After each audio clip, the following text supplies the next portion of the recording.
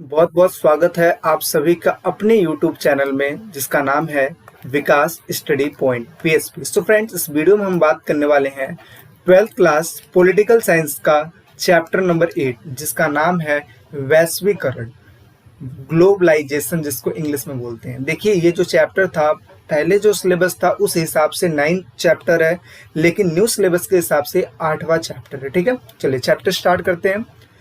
तो ग्लोबलाइजेशन क्या है? बहुत ही ज़्यादा इजी चैप्टर है, इसको समझने की बस एक फेर है। मैंने बताया था जो आपका 7वां चैप्टर है, यानी कि पर्यावरण वाला जो चैप्टर है, पर्यावरण और संसाधन, प्राकृतिक संसाधन, वो वाला चैप्टर और ये वाला चैप्टर मतलब टोटली ऐसे चैप्टर है जो हम मतलब आपस से रिलेटेड है। ठीक है, हमारे समाज से रिलेटेड है। ठीक है, आए दिन इन चीज़ों का हम प्रयोग करते हैं, इस वजह से ये चैप्टर बहुत ही इजीली वे में हमें समझ में आएगा। ठीक है, तो वैश्वीकरण, ग्लोबलाइजेशन जिसको बोलते हैं, चैप्टर नंबर 8। सबसे पहला टॉपिक स्टार्ट होता है वैश्वीकरण। ग्लोबलाइजेशन का मतलब क्या होता है? तो देखिए, ग्लोबलाइजेशन का मतलब क्या होता है, इस चीज को ध्यान से देखिएगा। जैसे सपोज ये भारत है, भारत की अपनी एक संस्कृति है। ठीक है, और इसमें बहुत सारे मतलब लोग रहते हैं, विविधताओं वाला देश है जिसमें विभिन्न प्रकार के मतलब हिंदू, मुस्लिम, सिख, ईसाई, विभिन्न प्रकार के धर्मों के लोग रहते हैं जिनकी अलग अलग धर्म है।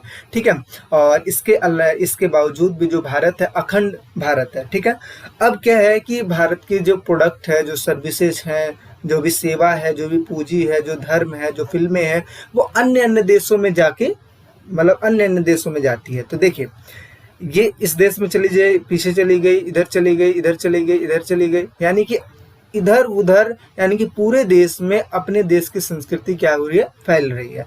और इसके अलावा दूसरे देश की भी संस्कृति क्या हो रही है, फैल रही है। तो इसी के तो ग्लोबलाइजेशन बोलते हैं, यानी कि एक देश की संस्कृति या पूंजी या सेवा को विश्व के अन्य देशों के साथ जोड़ना ही क्या कहलाता है, वैश्वीकरण कहलाता है। ठीक है, या इसको डेफिनेशन के हिसाब से क्या बोलेंगे, एक देश की अर्थव्यवस्था को विश्व की अर्थव्यवस्था के साथ जोड़ना ही क्या कहलाता है, वैश्वीकरण कहलाता है। आई बात समझ में? चलिए डेफिनेशन के हिसाब से समझते हैं। वैश्वीकरण से अभिप्राय है किसी वस्तु, सेवा एवं पूंजी का एक देश से दूसरे देश में प्रवाह होना। प्रवाह होना का मतलब क्या है, जाना, चलना। ठीक है ना, दूसरे देश में पहुंचना, उसी को क्या बोलते हैं, वैश्वीकरण बोलते हैं। साधारण शब्दों में अगर बात करें तो एक देश की अर्थव्यवस्था को विश्व की अर्थव्यवस्था के साथ जोड़ना ही क्या कहलाता है, वैश्वीकरण कहलाता है। आई होप समझ में आया होगा कि एक देश की जो संस्कृति है, एक देश की जो सेवा है, वस्तु है, उसको दूसरे देश में जो भेजा जाता है, इसी प्रक्रिया को क्या बोला जाता है, वैश्वीकरण बोला जाता है। आइए चलते हैं, दूसरा टॉपिक देखते हैं। अब इसमें देखिए क्या है कि अपने देश की बड़ी बड़ी जो MNC कंपनियां होती है, मल्टीनेशनल जो कंपनी होती है, दूसरे देश में स्थापित करना, यानी कि जैसे देखते हो विभिन्न देश अपनी MNC कंपनियां दूसरे देश में स्थापित करती है, जिससे उन देश के लोगों को रोजगार मिलता है। अब जिस देश में करेगी वहां पे तो रोजगार मिलेगा ही, और उन कंपनियों को बहुत फायदा होता है। जो कंपनी जिस देश में स्टैब्लिश होती है, उन कंपनियों को तो ऑलरेडी फायदा होगा ही होगा, जिससे क्या होगा, दोनों देश की अर्थव्यवस्था मजबूत भी होती है तथा देश तरक्की की ओर अग्रसर होता है। ठीक है, तो हमें क्या समझ में आया कि वैश्वीकरण क्या है, कि अपने देश की अर्थव्यवस्था को विश्व की अर्थव्यवस्था के साथ जोड़ना, जहां पे दोनों देशों को प्रॉफिट होता है, लेकिन प्रॉफिट का जो मार्जिन होता है वो जिस देश में MNC कंपनी लगाई है उसको ज्यादा होता है। ठीक है, अब इसके प्रभावों की चर्चा कर लेते हैं कि वैश्वीकरण के क्या प्रभाव है। तो वैश्वीकरण के अगर देखें तो 3 टाइप्स के प्रभाव निकल के आते हैं। एक होता है सांस्कृतिक, दूसरा है आर्थिक, तीसरा है राजनीतिक प्रभाव। अब इसको एक एक करके बात कर लेंगे। इसके अलावा शैक्षिक प्रभाव, बहुत सारे प्रभाव हैं, लेकिन जो मेन चीज है ये 3 प्रभाव हैं। तो देखते हैं सांस्कृतिक प्रभाव के बारे में पढ़ते हैं। तो देखिए, संस्कृति क्या होती है। संस्कृति हमारा कल्चर, रहन सहन, खान पान, पहनावा, सोचना, ये सारी चीज को क्या बोलते हैं, संस्कृति बोलते हैं। अब वैश्वीकरण ने संस्कृति को कैसे प्रभावित किया, इस चीज को देखते हैं।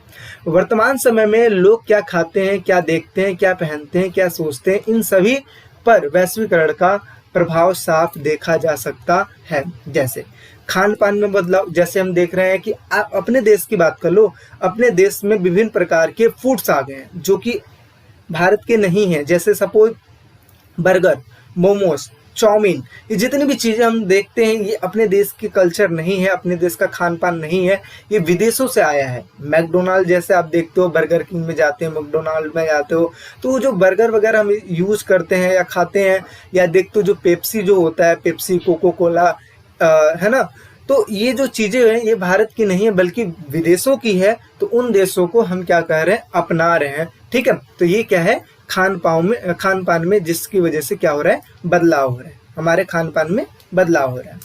आगे अगर बात करें तो इसकी वजह से हमारा रहन सहन भी चेंज हो रहा है। रहन सहन जैसे हमारा रहना, खाना पीना, ठीक है, पहनावे में भी देखिए, पहनावे में भी चेंजेस हो रहा है। जैसे हम नीली जीन्स का यूज़ कर रहे हैं। अब देखिए, जो नीली जीन्स बनाई गई थी वो फैक्ट्री में जो मजदूर काम कर रहे थे उनके लिए बनाई गई थी। क्यों? क्योंकि जो नीली जीन्स होती है या फिर जो जीन्स होती है काफ़ी मजबूत होती है, इसका कपड़ा ऐसा होता है कि जल्दी फटता नहीं है।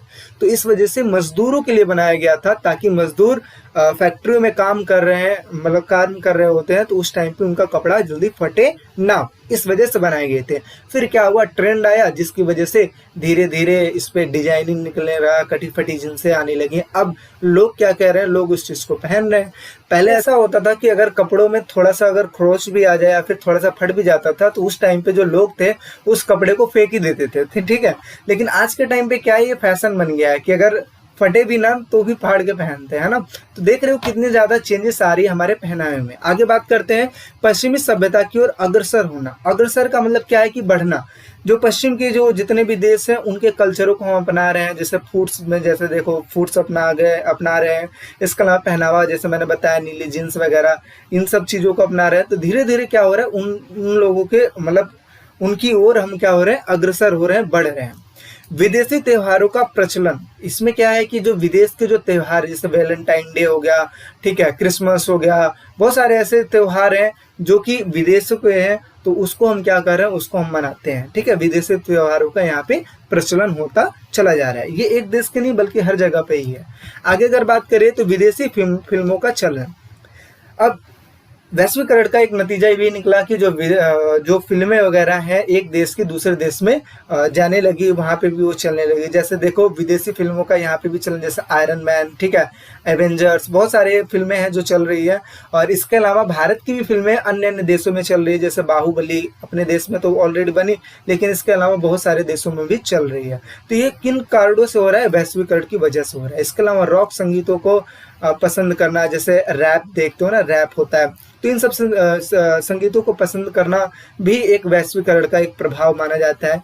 महिलाओं की स्थिति में सुधार, जहाँ पे पहले महिलाओं को घर में ही रखा जाता था, बाहर नहीं निकलने दिया जाता था, लेकिन आज के टाइम पे क्या है, लड़का लड़की समान है, कहीं भी कोई भी आ जा सकता है। तो महिलाओं की जो स्थिति थी पहले के मुकाबले अब सुधरती जा रही है। आगे अगर बात करें तो जीवन शैली में बदलाव, जो जीवन के जो तौर तरीके हैं उन सब चीजों में बदलाव होता जा रहा है। ठीक है, तो आगे अगर बात करें रूढ़िवादिता का अंत। रूढ़िवादिता का अंत का मतलब क्या हुआ कि जो रूढ़िवादी लोग थे, जो पारंपरिक मतलब जो रीति रिवाज बहुत पहले से चली आ रही थी, ठीक है, कट्टरपंथी जो थे, अंधविश्वासी जो लोग थे, उनका धीरे धीरे क्या होता जा रहा है, अंत होता जा रहा है। ठीक है, तो रूढ़िवादिता का अंत। इसके अलावा बात करें तो संस्कृति धरोहर का खत्म होना। अब इतने सारे फायदे हैं तो नुकसान भी तो होंगे। फायदे और नुकसान हर चीज के पॉइंट होते हैं। तो अब इससे क्या होता है कि जब हम पश्चिमी देशों के चीजों को अपना रहे हैं, उनके संस्कृतियों को अपना रहे हैं, तो इसकी वजह से जो सांस्कृतिक धरोहर है, हमारी जो पुरानी धरोहर है, वो धीरे धीरे खत्म होती जा रही है। तो इस वजह से ये डिसएडवांटेज है वैश्वीकरण के सांस्कृतिक प्रभाव का। ठीक है, तो ये रहा कुछ पॉइंट जिसकी वजह से हमने ये समझा कि वैश्वीकरण के कौन कौन से सांस्कृतिक प्रभाव हैं। आई होप सारी चीज समझ में आई होगी। बढ़ते हैं नेक्स्ट टॉपिक की ओर। तो अगला लिखा है कि आर्थिक प्रभाव। इसमें क्या है, आर्थिक का जहां पे मतलब है, समझ लो कि पैसों से रिलेटेड है, ठीक है, हमारी अर्थव्यवस्था से रिलेटेड है। तो देखिए, वैश्वीकरण के कारण विश्व के अधिकांश देशों में आर्थिक प्रभाव बढ़ा। इसके अंतर्गत वस्तुओं, पूंजी, जनता का एक देश से दूसरे देशों में जाना क्या हो गया, सरल होता चला गया। जैसे अब पहले के टाइम पे क्या होता था, एक दूसरे देश में हम नहीं जा पाते थे। क्यों? क्योंकि हवाई जहाज उतने ज़्यादा अवेलेबल नहीं थे, ठीक है, तो जा भी नहीं जा पाते थे। और इसके अलावा वैश्वीकरण जब नहीं था तो क्या होता था कि जो उनकी वीज़ा नीति थी बहुत ज़्यादा कठिन हुआ करती थी। पहले वीज़ा लगाओ, पासपोर्ट बनवाओ फिर देन जाना होता था, ठीक है। तो बहुत ज़्यादा कठिन हुआ करता था पहले, लेकिन वैश्वीकरण के आने के बाद ये धीरे धीरे प्रक्रियाओं में सुधार होना स्टार्ट हो गया। तो अब देखिए पूंजी का एक देश से दूसरे देशों में निवेश और पहुंचना।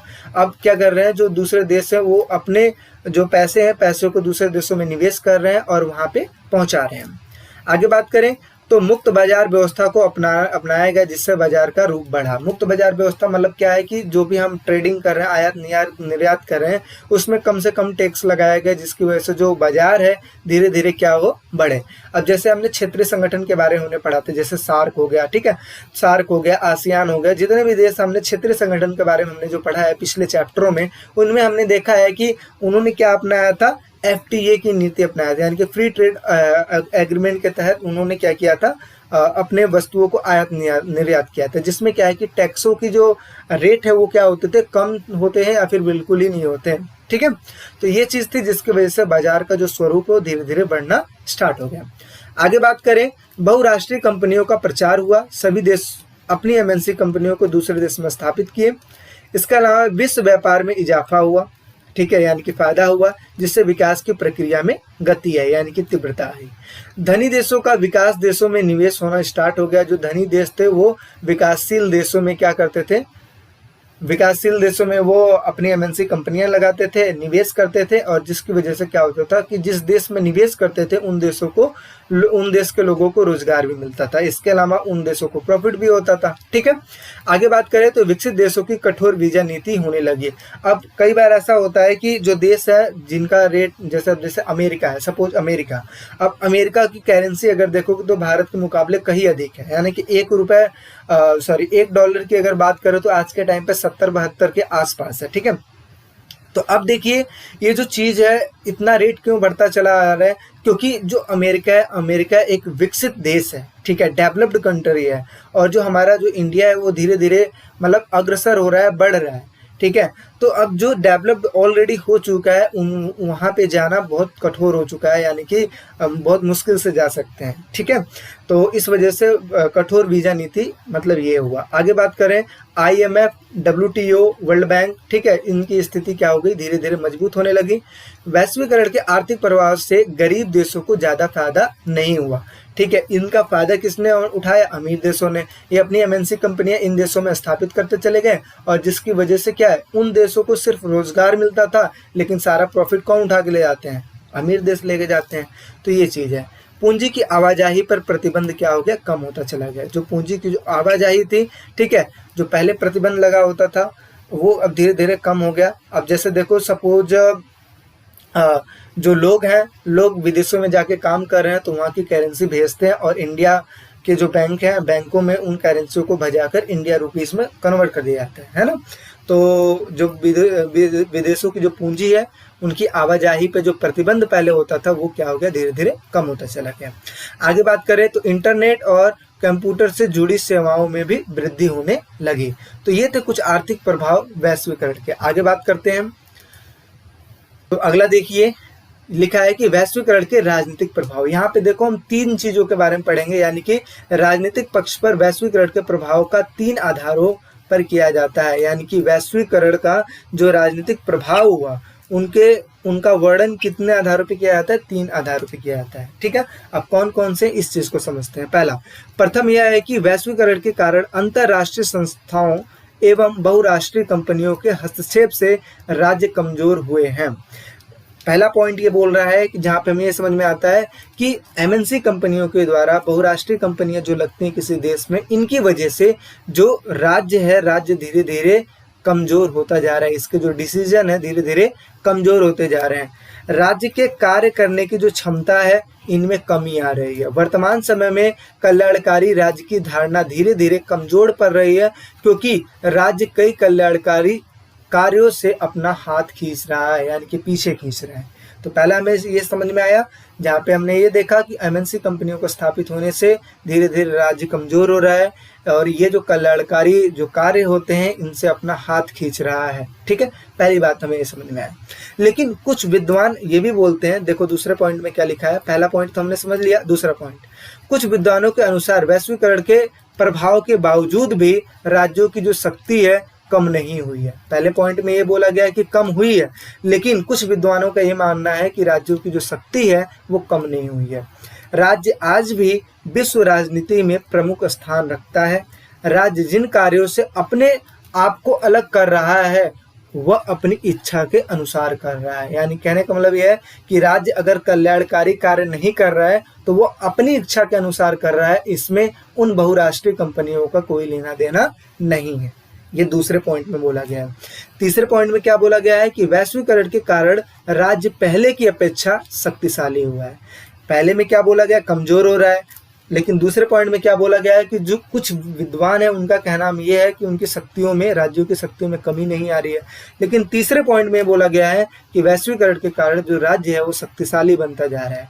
आधुनिक तकनीकी एवं प्रौद्योगिकी की मदद से राज्य अपने नागरिकों को लाभदायक एवं सही सूचना प्रदान करने में सफल हुआ है। तकनीक एवं सूचना के प्रभाव से राज्य अपने कर्मचारियों की मुश्किलों को जानकर उन्हें दूर करने का अवसर मिला है। यानी कि तकनीकों और सूचना के माध्यम से वो क्या है, वो अपने कर्मचारियों की जो मुश्किलें हैं उस चीज को सॉल्व करने में कहीं ना कहीं सक्षम हो रहा है राज्य। आई बात समझ में? तो ये हमें समझ में आया वैश्वीकरण के राजनीतिक प्रभाव। अब देखिए आपसे पेपर में क्वेश्चन पूछेगा 6 नंबर में, तो हो सकता है वो क्वेश्चन में ये पूछे कि एक एक के बारे में, यानी कि वैश्वीकरण के राजनीतिक प्रभाव लिखिए, 6 नंबर में पूछ लिया।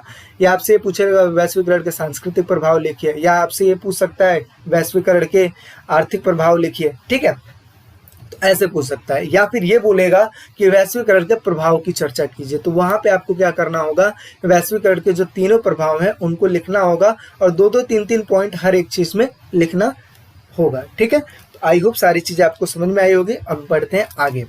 तो देखिए भारत और वैश्वीकरण, ये आपका नेक्स्ट टॉपिक है, भारत और वैश्वीकरण। यानी कि भारत ने वैश्वीकरण को कैसे प्रभावित किया और वैश्वीकरण ने भारत को कैसे प्रभावित किया। तो यहाँ पे 2 क्वेश्चन हुए, कौन कौन से, वैश्वीकरण ने भारत को कैसे प्रभावित किया और भारत ने वैश्वीकरण को कैसे प्रभावित किया। ये 2 टाइप्स के क्वेश्चन है। तो पहले बात करेंगे वैश्वीकरण ने भारत को कैसे प्रभावित किया, तो इस चीज को देखते हैं। वैश्वीकरण ने भारत जैसे विकासशील देशों को बहुत अधिक प्रभावित किया है। विश्व के अधिकांश विकसित देश भारत को एक बड़ी मंडी के रूप में देखते हैं जहां पे वो अपने सामान को बेच देते हैं। इसलिए यहाँ के लोगों को आकर्षित करने के लिए कई प्रकार के उपाय करते हैं, यानी कि विभिन्न प्रकार के प्रोडक्ट्स बनाते हैं जिसकी वजह से इन लोगों के, यानी कि भारत के लोगों को अग्रसर करते हैं, ठीक है ना, अट्रैक्शन बढ़वाते हैं। आगे बात करते हैं तो भारतीय लोगों ने भी वैश्वीकरण के कारण आजीविका के लिए विदेशों में बसना आरंभ कर दिया है। यानी कि भारत के जो लोग हैं आजीविका यानी कि कमाने खाने की वजह से वो क्या कर रहे हैं, विदेशों में रह रहे हैं। जैसे देखते हो भारत के जो लोग हैं, सऊदी हो गया, अरब हो गया, ठीक है, कुवैत हो गया, इसके अलावा दुबई हो गया, इन सब देशों में जाके रहते हैं, वहाँ पे कमाते हैं और फिर आते हैं इंडिया में, मतलब ऐसे इनका सिलसिला चलता स्टार्ट हो जाता है। आगे बात करें, यूरोप और अमेरिका की पश्चिमी संस्कृति बड़ी शीघ्रता से भारत में फैल रही है। यानी कि इनका जो फैलाव है धीरे धीरे भारत में भी बहुत तेजी से देखने को मिल रहा है। भारत में नीली जींस पहनना, पिज्जा खाना, टेलीविजन पर कई विदेशी चैनलों को देखना वैश्वीकरण का ही एक प्रकार का असर है। तो हम जितनी भी चीजें देख रहे हैं ये सारा वैश्वीकरण का ही असर है, ठीक है। जितने भी हम मोटर्स देखते हैं, जितने भी बहुत सारी चीजें जो देखते हैं जो भारत की नहीं भी होती है। अब जैसे टोयोटा देख लो, टोयोटा जो कंपनी है वो बाहर की नहीं है, मतलब सॉरी बाहर की है, जापान की कंपनी है, ठीक है। तो और इसके अलावा जैसे आप अगर दिल्ली में देखो तो मेट्रो है, मेट्रो भी बाहर की है, जापान की है, ठीक है। तो इन सभी चीज़ों का धीरे धीरे फैलाव हो रहा है भारत में। तो ये था वैश्वीकरण ने भारत पर कैसे प्रभाव डाला। अब बात करेंगे भारत ने वैश्वीकरण को कैसे प्रभावित किया। तो देखिए, तो भारत ने वैश्वीकरण को कैसे प्रभावित किया, इस चीज को देखते हैं। भारत ने वैश्वीकरण को कुछ सीमा तक प्रभावित किया है। भारत से अधिक लोग विदेश में जाकर अपनी संस्कृति और रीति रिवाजों को बढ़ावा दे रहे हैं। अब जैसे आप देख रहे हो कि आप अक्सर इस चीज को देखते होगे, खासकर सोशल मीडिया पे या फिर आप टेलीविजन पे इस चीज को देखते होगे कि जो अंग्रेज लोग हैं, अंग्रेज लोग जो भगवत गीता है, भारत की जो भगवत गीता है, उन चीज से बहुत ज्यादा इंस्पायर होते हैं और उन चीज को पढ़ते हैं। जो इन मतलब भारत की जो गीत होते हैं जैसे हरे राम हरे कृष्णा, है ना, तो इन चीज़ों को गुनगुनाते हैं, डांस करते हैं। भारत की जो संस्कृति है, पहनावा है, साड़ी वगैरह, इन सब चीज़ को ये पहनते हैं। तो हम ये देख सकते हैं कि जैसे भारत पे इफेक्ट पड़ रहा है, इस हिसाब से भारत की भी जो संस्कृति है अन्य देशों में भी इफेक्ट डाल रही है। तो भारत में उपलब्ध सस्ते श्रम ने भी विश्व के देशों को इस तरह आकर्षित किया है, यानी कि भारत में जो श्रम मिल जाता है ये सस्ते तौर पे मिल जाता है, ठीक है। और सस्ते तौर पे मिल जाता है तो श्रम तो करवा लेते हैं, इसके अलावा वहाँ पे करेंसी जो होती है, करेंसी जो मिलती है, करेंसी का रेट ज़्यादा होता है, जिसकी वजह से क्या होता है कि जो मजदूर जाके विदेशों में काम करते हैं वो भी खुश रहते हैं, क्योंकि वहाँ पे जो सैलरी मिलती है भारत के मुकाबले बहुत ज़्यादा होती है, ठीक है। इस वजह से वो खुश भी रहते हैं। आगे बात करें तो भारत ने कंप्यूटर तथा तकनीकी क्षेत्रों में बड़ी शीघ्रता से उन्नति करके विश्व में अपना प्रभुत्व जमाया है। जैसे अमेरिका में कंप्यूटर तकनीकी में बहुत सारे ऐसे लोग हैं जो भारत के ही हैं, जो जाकर वहाँ पे निवास कर रहे हैं और अमेरिका में कंप्यूटर और तकनीकी में बहुत ज़्यादा अपना योगदान दे रहे हैं, ठीक है। आई होप सारी चीज़ समझ में आई होगी। आगे बढ़ते हैं। तो अगला जो हमारा पॉइंट है, देखिए, वैश्वीकरण सांस्कृतिक समरूपता और सांस्कृतिक विविधता को प्रोत्साहित करता है। अब देखिए यहाँ पे 2 पॉइंट लिखा है, कौन कौन सा। वैश्वीकरण जो है सांस्कृतिक समरूपता को कैसे प्रभावित करता है और सांस्कृतिक विविधता को कैसे प्रभावित करता है। तो अब देखिए, समरूपता का मतलब होता है एक समान, ठीक है। समरूपता का मतलब क्या होता है, एक समान। अब वैश्वीकरण सांस्कृतिक समरूपता को कैसे बढ़ावा दे रहा है, इस चीज को समझते हैं। तो सांस्कृतिक समरूपता का अर्थ किसी विश्व संस्कृति का उदय नहीं है, यानी कि विश्व संस्कृति का उदय नहीं है, बल्कि क्या है, शेष विश्व पर पश्चिमी संस्कृति थोपना। यानी कि देखो, अब जैसे अगर प्रभुत्व वाले देश को हम समझे तो जो ये पश्चिम के जितने भी देश हैं, पश्चिम के जो देश हैं वो क्या है, अगर हम अब इसको अगर विश्व माने, ठीक है, इसको विश्व माने, तो ये जो पश्चिम के जितने भी देश हैं ये अपनी जो संस्कृति है ये दूसरे के जो अन्य देश हैं इन पे थोपना चाहते हैं। तो जब थोपेंगे तो इनकी भी संस्कृति मैच करेगी, इनकी भी संस्कृति मैच करने लगेगी, तो इससे क्या होगा, सांस्कृतिक समरूपता आएगी। अब पिज्जा बर्गर जो है ये अमेरिका में भी चल रहा है, पिज्जा बर्गर जो है भारत में भी चल रहा है, तो ये कहीं ना कहीं समरूपता है ना। तो ये चीज समझाने की कोशिश कर रहा हूँ। अब सांस्कृतिक विविधता, इसका अर्थ क्या है, सांस्कृतिक विविधता का मतलब क्या है, वैश्वीकरण ने सांस्कृतिक विविधता पर भी प्रभाव डाला है। जैसे अब पहले पढ़ लेते फिर समझाता हूँ। वैश्वीकरण के कारण प्रत्येक संस्कृति कहीं अधिक अलग एवं विशिष्ट होती जा रही है। अब देखो इसका कहने का मतलब क्या है, जैसे सपोज अगर भारत है तो भारत में ऑलरेडी संस्कृति है, ठीक है, अपना कल्चर है, अपना रहन सहन, खान पान, पहनावा है। अब विदेशों की जो संस्कृति है, ठीक है, वो भी भारत पे अपना प्रभाव डाल रही है। तो इससे क्या हो रहा है कि ऑलरेडी भारत की संस्कृति है और विदेश की भी संस्कृति आ रही है। तो अब जहाँ पे संस्कृति कुछ पहले से थी, अब कुछ संस्कृति और आ रही है, तो इससे क्या हो गया कि विविधता है जो है, भिन्नता जो है धीरे धीरे बढ़ती जा रही है। यानी कि यहाँ पे जो वैरायटी है संस्कृतियों की वो धीरे धीरे बढ़ती जा रही है। अब जैसे पहले देखते थे सब पैंट शर्ट पहनते थे और जो लेडीज होते थे साड़ियाँ वगैरह पहनती थी, ठीक है, सूट वगैरह पहनती थी। अब बाहर के जो कल्चर है वहाँ से आ गया जीन्स, अब लड़के भी जीन्स पहनने लगे और लड़कियां भी जीन्स पहनने लगी, तो इससे विविधता हुई ना। पहले पैंट पहनते थे, अब क्या पहनने लगे, यानी कि इनके पास 2 ऑप्शन आ गया, कौन कौन से, एक जीन्स पहनने के लिए और एक आ गया पैंट शर्ट पहनने के लिए। ऐसे ही विभिन्न देशों की अलग अलग संस्कृतियां आती है और जिसकी वजह से सांस्कृतिक जो विविधता है धीरे धीरे बढ़ती चली जाती है। तो समरूपता भी समझ में आ गया, विविधता भी समझ में आ गया। कोई दिक्कत है तो कमेंट सेक्शन में कमेंट करें, सब चीज का सॉल्यूशन मैं प्रोवाइड करूंगा। आगे अब देखते हैं वैश्वीकरण के सकारात्मक और नकारात्मक प्रभाव। यहाँ पे मैं समझाने की कोशिश करूंगा कि सकारात्मक और नकारात्मक प्रभाव यानी कि कौन कौन से फायदे हुए, कौन कौन से नुकसान हुए। तो वैश्वीकरण के अगर सकारात्मक प्रभाव की बात करें तो इससे क्या हुआ कि विश्व व्यापार में बढ़ोतरी हुई, ठीक है। इसके अलावा महिलाओं की स्थिति में सुधार हुआ, ठीक है। ये भी जैसे कि मैंने समझाया कि महिलाएं जहाँ पहले घर से नहीं निकलती थी, अब धीरे धीरे वो बाहर निकलने लगी, पढ़ने लगी, लिखने लगी, यानी कि लड़कों के साथ कंधे से कंधा मिलाकर चलने लगी। आगे बात करें तो विभिन्न देशों के बीच संबंधों में सुधार होता चला गया, ठीक है। प्रौद्योगिकी और इंटरनेट में विकास होता चला गया और रूढ़िवादिता का खत्म हो गया, यानी कि जितनी भी चीजें हमने पहले पढ़ा है ना वही सारे इसके फायदे भी हैं, ठीक है। आगे बात करते हैं तो वस्तुओं का प्रभाव बहुत तेजी से बढ़ने लगा, यानी कि एक देश की जो वस्तु है दूसरे देश में धीरे धीरे प्रचलित होना स्टार्ट हो गए। लेकिन अगर बात करें नकारात्मक प्रभाव की, तो यहाँ पे देखिए गरीब देशों को ज़्यादा लाभ नहीं हुआ। जैसा कि मैंने बताया कि इसमें अमीर देशों को ज़्यादा प्रॉफिट हुआ, गरीबों को उतना प्रॉफिट नहीं हुआ। संस्कृतियों का ह्रास से होते गए, यानी कि लोग दूसरे की संस्कृति को अपना रहे हैं और अपनी संस्कृति को धीरे धीरे भूलते जा रहे हैं। तो इससे क्या हो गया, कमी होती चली गई, ह्रास होते चला गया। आगे बात करते हैं, आर्थिक लाभ ज्यादातर विकसित देशों को हुआ। मैंने बोला ना कि गरीब देशों को ज्यादा लाभ नहीं हुआ, तो लाभ किसको हुआ, अधिकतर विकसित देशों को लाभ हुआ। दुनिया के विभिन्न वर्गों के लोगों ने इसका विरोध किया। ठीक है, कई सारे ऐसे लोग हैं जो इनका विरोध कर रहे हैं। क्यों? क्योंकि इनसे हमारी संस्कृति का नुकसान हो रहा है। अमीर देश और अमीर बनता जा रहा है, गरीब देश और गरीब बनता जा रहा है।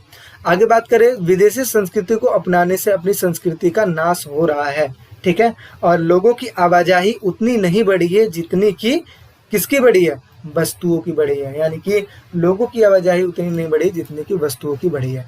तो ये कुछ पॉइंट मैंने लिखा है ताकि आप डिफ्रेंशिएट कर सको सकारात्मक और नकारात्मक।